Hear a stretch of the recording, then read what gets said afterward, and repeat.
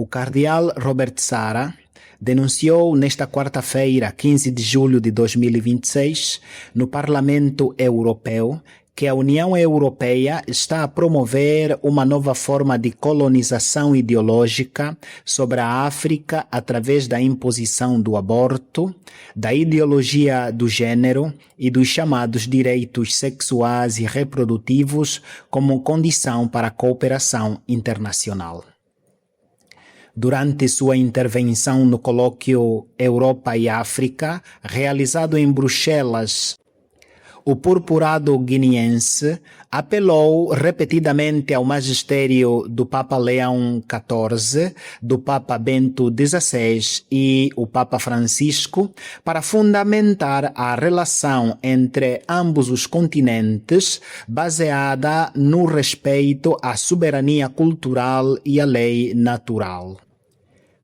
Sua Eminência Cardeal Robert Sarah foi convidado pelos eurodeputados Paolo Inselvini e Nicolas Bay para intervir neste encontro, organizado na sede do Parlamento Europeu para refletir sobre as relações entre a Europa e a África.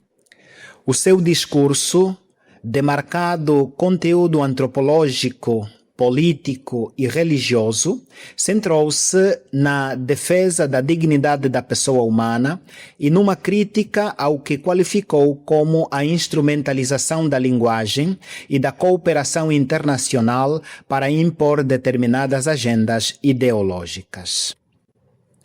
As palavras já não significam o que dizem. O cardeal iniciou a sua intervenção questionando-se se a Europa e a África continuam a partilhar o mesmo significado de conceitos fundamentais como direitos humanos, família, liberdade, dignidade ou gênero. Estamos a usar o mesmo dicionário? Podemos continuar a entender-nos? As palavras que utilizamos como direitos humanos, dignidade, desenvolvimento, liberdade, saúde, gênero, família, significam ainda o mesmo para quem as pronuncia em Bruxelas, Estrasburgo, Kampala ou Conakry? Perguntou o purpurado. Sua Eminência Cardeal Robert Sarah recordou, a este propósito, palavras recentes do Papa Leão XIV junto ao corpo diplomático acreditado na Santa Sede. É preciso, disse o pontífice, que as palavras voltem a expressar sem ambiguidade realidades certas. Só assim poderá haver diálogo verdadeiro. E foi daqui que o cardeal partiu para a sua crítica central. Muitos termos usados hoje nos documentos internacionais já não descrevem a realidade. Tornaram-se, disse, ferramentas de transformação cultural. Saúde sexual e reprodutiva significa, muitas vezes, acesso ao aborto.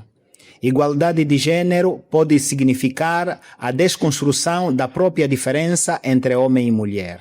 Um colonialismo cultural e econômico. O cardeal assegurou que essa mudança de linguagem não constitui uma questão meramente terminológica, mas um instrumento de pressão política. Um tratado, uma resolução ou um plano de ação que utiliza um vocabulário impreciso e ambíguo não são instrumentos de cooperação, mas instrumentos de perversão e de poder silencioso, declarou.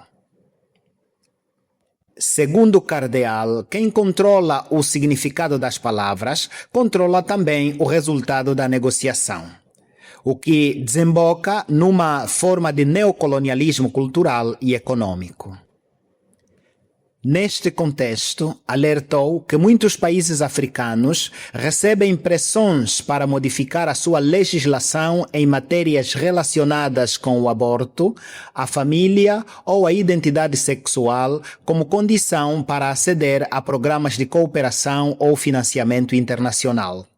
Por exemplo, quando se invocam os direitos humanos para impor categorias jurídicas alheias à nossa história, à nossa fé, à nossa cultura e à nossa visão antropológica, já não estamos perante uma cooperação entre iguais, sustentou o cardeal. Uma crítica apoiada no magistério de 3 papas. Sua Eminência articulou grande parte da sua conferência a partir do pensamento do Papa Bento XVI, do Papa Francisco e do atual Papa Leão XIV. Do Papa Bento XVI recordou especialmente a sua defesa do Logos e da razão como fundamento da vida política e jurídica, bem como as suas advertências sobre a ideologia de gênero e o relativismo. Cita: quando a Europa constrói direitos separados da verdade sobre o homem, a razão mesma se deforma, afirmou o cardeal. Também evocou as denúncias do Papa Francisco contra as colonizações ideológicas e recorreu à recente encíclica Magnificat Humanitas do Papa Leão XIV para alertar do perigo de reduzir a pessoa humana a um mero dado técnico, econômico ou estatístico. Críticas ao Acordo de Samoa e à política europeia para a África. A Eminência dedicou uma parte significativa da sua intervenção a analisar diversos instrumentos de cooperação entre a União Europeia e os Estados africanos, entre eles o Acordo de Samoa e distintas resoluções aprovadas pelo Parlamento Europeu. No seu entender, através destes mecanismos, a Europa utiliza o comércio, o financiamento e a ajuda ao desenvolvimento para influir nas leis nacionais de numerosos países africanos. Aqui aparece de forma verificável a colonização ideológica, o uso do comércio e das finanças para intervir na legislação penal e familiar de um Estado soberano, violando frontalmente o princípio da autodeterminação dos povos, afirmou Sua Eminência. O cardeal insistiu em que a África deve ser considerada um interlocutor com identidade própria e não um continente ao qual exportar modelos culturais concebidos na Europa. A Europa tem muito a aprender com a África. Sua Eminência defendeu a necessidade de uma cooperação baseada no respeito mútuo, na subsidiariedade e na solidariedade. A Igreja não pede à Europa que deixe de ajudar a África.